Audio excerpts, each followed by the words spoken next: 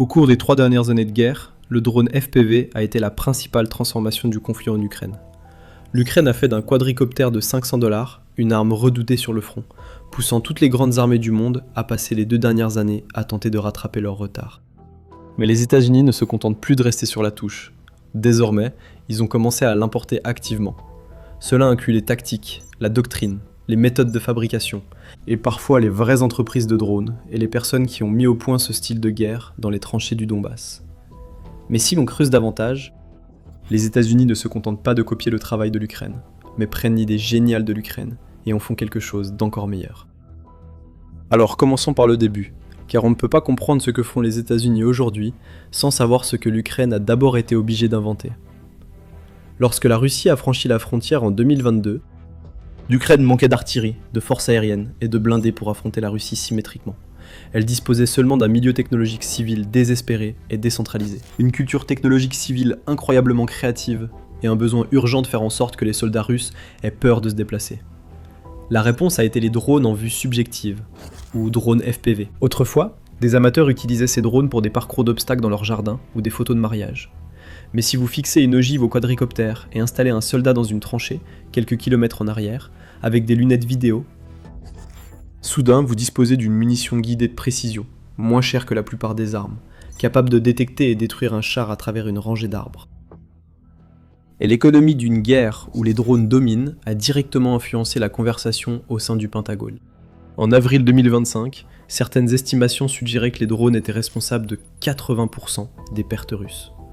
Dans certaines zones du front, cette statistique grimpe jusqu'à 90%. 9 pertes de véhicules sur 10 sont causées par les drones.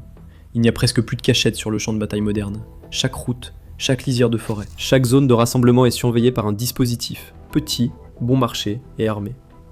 Évidemment, l'Ukraine n'est pas le seul pays à disposer d'un approvisionnement régulier en drones, car la Russie s'est adaptée et, dans certains cas, a réalisé des avancées significatives dans la guerre des drones. Les drones russes FPV et de type kamikaze mettent hors de combat des chars occidentaux, en particulier le Léopard 2 A6. Comparable au M1 Abrams américain, les pertes de chars ukrainiens comme les Léopards lors de la première année de guerre étaient surtout dues à la guerre des drones. Cela montre qu'aucun camp n'était à l'abri de voir certaines de ces structures ou armes parmi les mieux protégées détruites par des drones bon marché et remplaçables. Mais l'Ukraine n'a pas limité ses efforts à l'improvisation de drones dans un garage. Elle a construit tout un écosystème industriel et bureaucratique autour de cette idée. Et cet écosystème est sans doute une exportation plus importante que les drones eux-mêmes. Le ministère ukrainien de la transformation numérique gère Brave One, une plateforme où les commandants de première ligne peuvent choisir parmi des centaines de modèles de drones et commander du matériel livré en une semaine, comme sur Amazon. Les unités de drones ukrainiennes filment leurs frappes, gagnent des points selon la valeur des sites détruites, puis échangent ces points pour obtenir des drones plus avancés sur la même plateforme. Les unités endommagées peuvent être réparées en quelques heures dans les ateliers de première ligne, plutôt qu'en semaines avec la chaîne d'approvisionnement classique. La frappe qui a obligé le monde à considérer le programme de drones ukrainien comme une arme stratégique et non plus une simple nuisance a eu lieu en juin 2025. L'Ukraine a secrètement introduit un essaim de drones FPV bon marché au cœur de la Russie, caché dans les toits de conteneurs de fret civil. Puis les a lancés à distance contre 5 bases aériennes russes lors de l'opération Toile d'araignée. Les responsables ukrainiens affirment que l'attaque a utilisé jusqu'à 117 drones et a touché 41 appareils, dont 2 bombardiers stratégiques de type 95 et 2 bombardiers stratégiques de type 22. Certains des équipements militaires russes les plus coûteux et difficiles à remplacer. Les dégâts ont été estimés à 7 milliards de dollars. Quelle que soit leur ampleur réelle, le message et les conséquences étaient clairs. Des drones peu coûteux peuvent désormais cibler des actifs stratégiques à des milliers de kilomètres de toute ligne de front, sans qu'aucun avion piloté ne traverse de frontières. La Russie a dû changer rapidement de stratégie pour protéger ses bases éloignées, allant parfois jusqu'à couvrir les avions de pneus pour les dissimuler aux satellites. Cela n'est pas resté un conflit entre l'Ukraine et la Russie, car ces tactiques se sont diffusées dans l'autre grand conflit en cours. The Guardian a rapporté en mai 2026 que le Hezbollah a adopté des drones FPV à fibre optique au Liban, adaptant explicitement des techniques mises au point en Ukraine pour contourner la guerre électronique israélienne. L'un des environnements de brouillage les plus avancés au monde.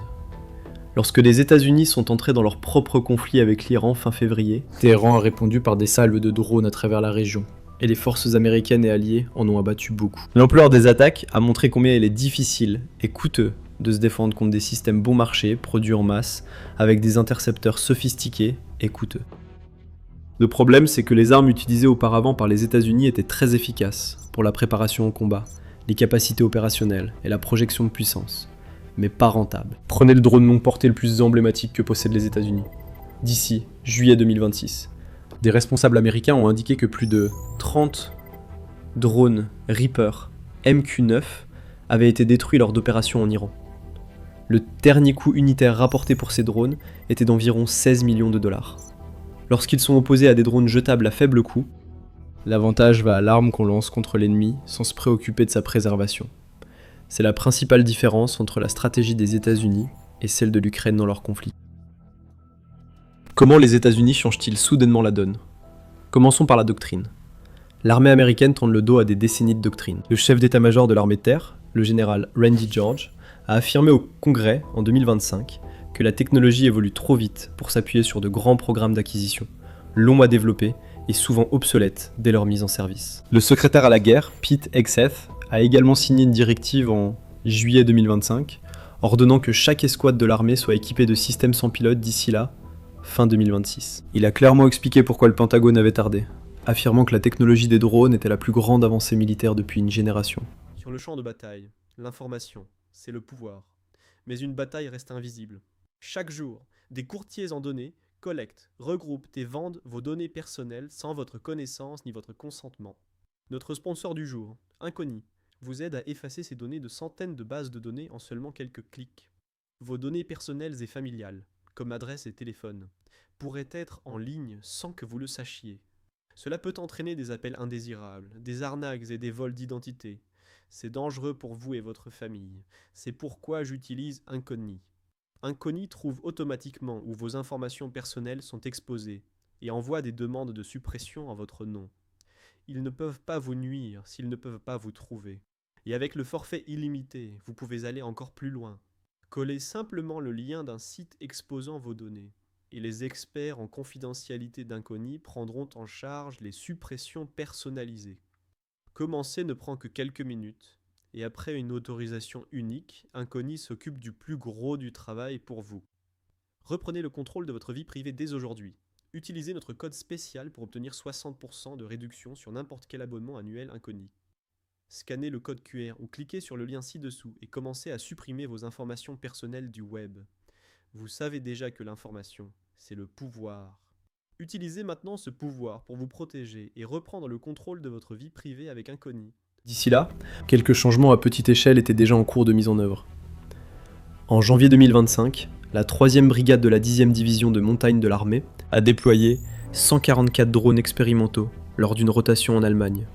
Un record pour une unité lors d'un exercice d'entraînement. Elle a aussi créé 3 compagnies d'assaut de 80 soldats pour opérer devant les bataillons, chacune organisée autour d'une section de reconnaissance, une de mortier et une section de drones dédiés, utilisant des drones de surveillance, des munitions rôdeuses et des systèmes anti-drones. Il a été proposé que les unités déploient des drones Ghost d'Anduril, pouvant rester en vol plus d'1 heure, et des systèmes de reconnaissance PWC-100, et des munitions rôdeuses Switchblade 600, qui partagent une ogive avec un missile anti-char Javelin. En même temps, des soldats de la 101e division aéroportée pilotent des drones fabriqués avec des pièces imprimées en 3 dimensions. Des troupes de la 10e division de montagne transportent des systèmes Skydio X-X2D dans leur sac à dos. L'armée a également créé son premier cours officiel de drone à Fort Rucker, désormais appelé Fort Novosel, en août 2025.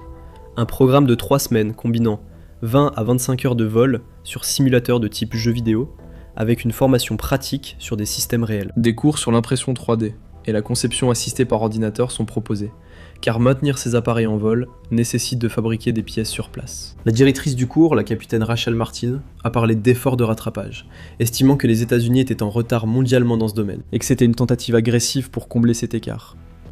Pendant ce temps, le secrétaire de l'armée, Daniel Driscoll, a proposé que les bataillons deviennent plus légers et cessent d'avancer aussi long. La densité montrée par l'Ukraine fait qu'un char à 10 millions peut être détecté et détruit par quelque chose de moins cher qu'une voiture d'occasion. Le corps des marines opère une version plus rapide et bricolée de cette transformation. La 24e unité expéditionnaire des Marines a passé 3 semaines à Camp Lejeune à s'entraîner sur le Neros Archer. L'Archer est un quadricoptère de 20 cm, construit à El Segundo, en Californie, qui coûte environ 2000 $ et a été validé par Blue UAS. Cela garantit l'absence de composants chinois, très présents sur le marché des drones commerciaux et pouvant affecter la chaîne d'approvisionnement ou un conflit plus large entre les États-Unis et la Chine, même par procuration. Le corps des marines a aussi signé un contrat d'environ 17 millions de dollars pour 8000 drones Archer. Mais ce camp d'entraînement intensif de 3 semaines montre combien les États-Unis doivent rattraper les acteurs déjà présents sur le marché. La Russie et l'Iran ont eu des années de combats réels pour perfectionner ce savoir-faire. Le corps des marines condense cet apprentissage en 3 semaines, car sinon il déploierait des marines sans défense face à une menace désormais systématique chez chaque adversaire.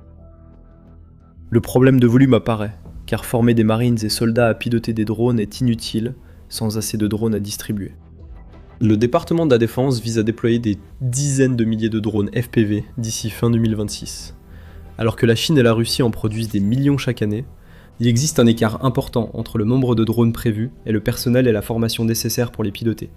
Même si on donnait demain des millions de drones au corps des marines, tous sauf quelques milliers resteraient sur une étagère, simplement parce qu'il n'y a pas encore assez de marines formées pour les piloter. Le Pentagone a répondu à ce goulot d'étranglement, en injectant de l'argent pour résoudre les 2 problèmes à la fois. L'armée prévoit d'acquérir au moins 1 million de drones d'ici 2 à 3 ans. Le programme de domination par les drones a déjà mené sa première phase d'évaluation, appelée le Gantelet, à Fort Benning en février, visant à déployer 340 000 petits drones d'attaque dans les unités de combat d'ici là, fin 2027.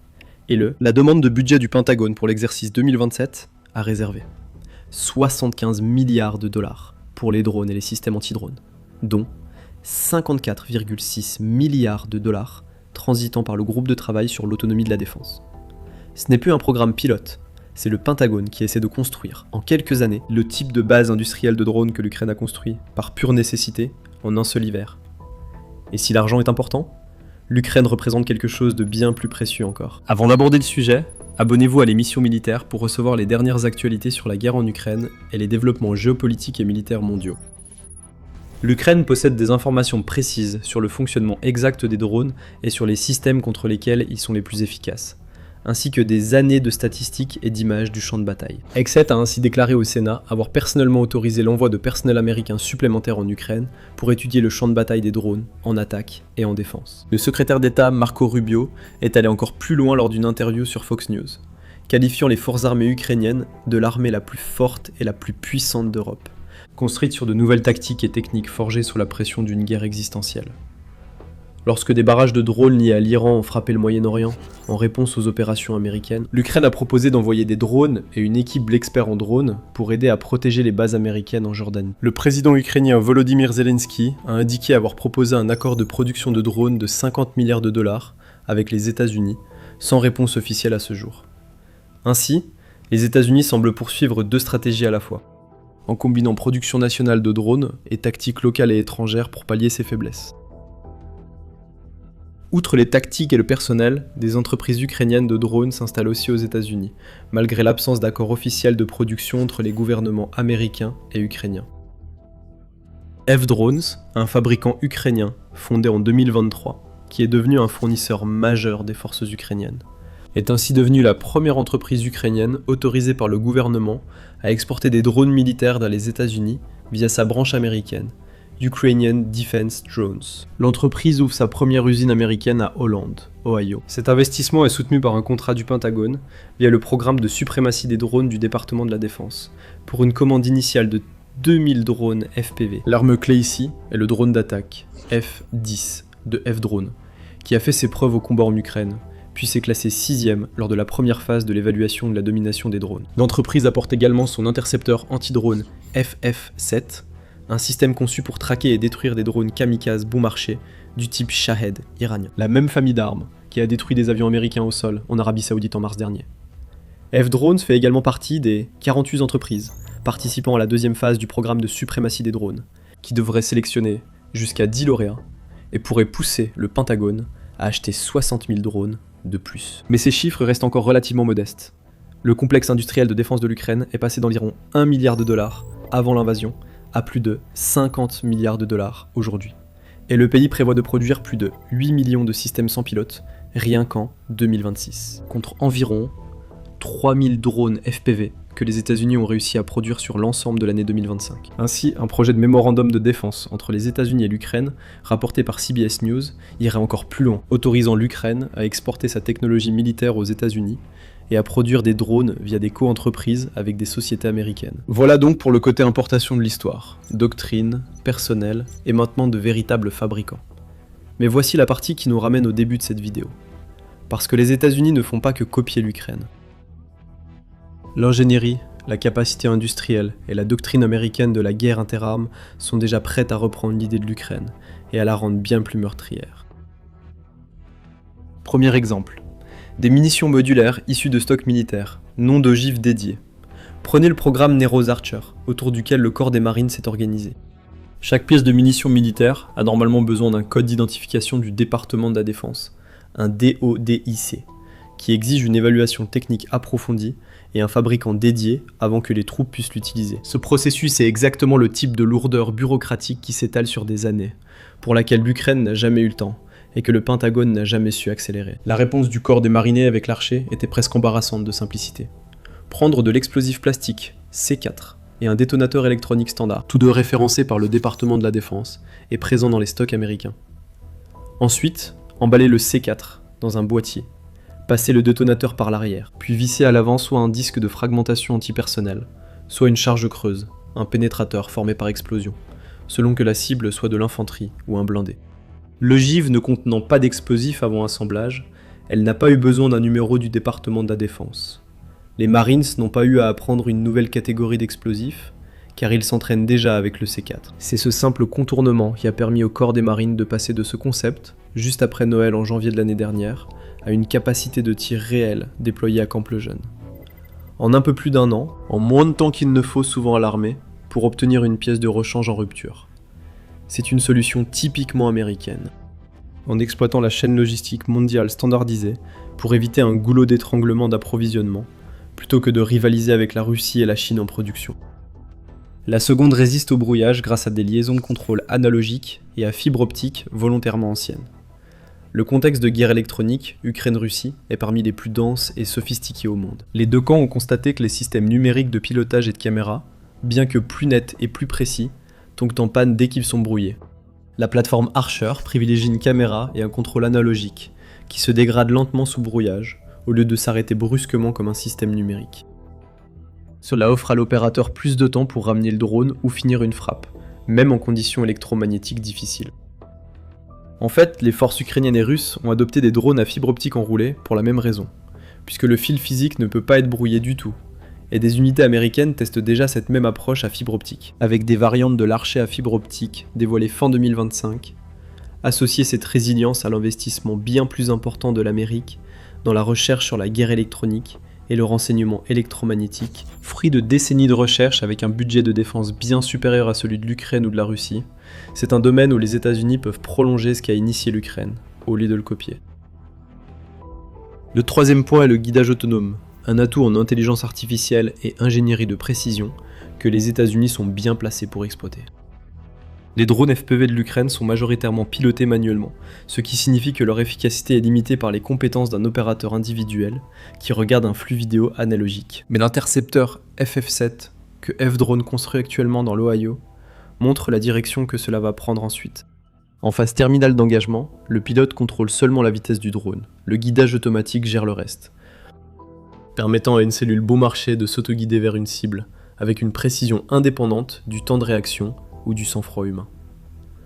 Associer ce type d'autonomie embarquée à la base de semi-conducteurs américaines, à son écosystème de recherche en vision par ordinateur et à son vivier bien plus vaste de talents en ingénierie logicielle que ceux dont dispose l'Ukraine ou la Russie, est un domaine où les États-Unis peuvent sauter complètement l'étape des essaims pilotés manuellement.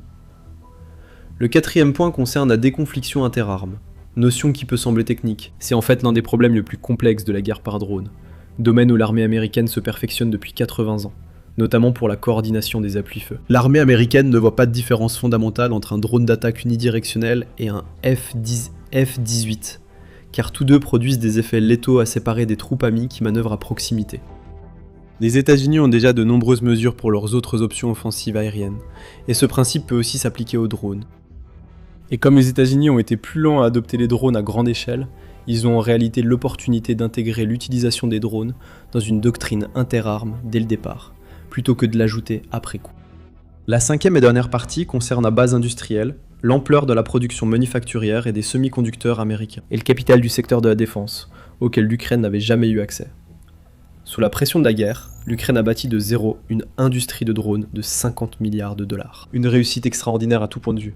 Les États-Unis essaient d'utiliser les mêmes bases technologiques et innovantes derrière cette industrie, et de les transférer directement dans leur complexe militaro-industriel national. Rappelez-vous, le budget du Pentagone pour les armes aériennes sans pilote pour 2027 est de 75 milliards de dollars, soit 50% de plus que toute l'industrie ukrainienne. Si cette capacité industrielle est vraiment exploitée à l'échelle indiquée par ce budget, les États-Unis ont la possibilité de dépasser largement l'Ukraine en termes de production, d'autant plus qu'ils disposent déjà de nombreux prototypes qui leur sont propres.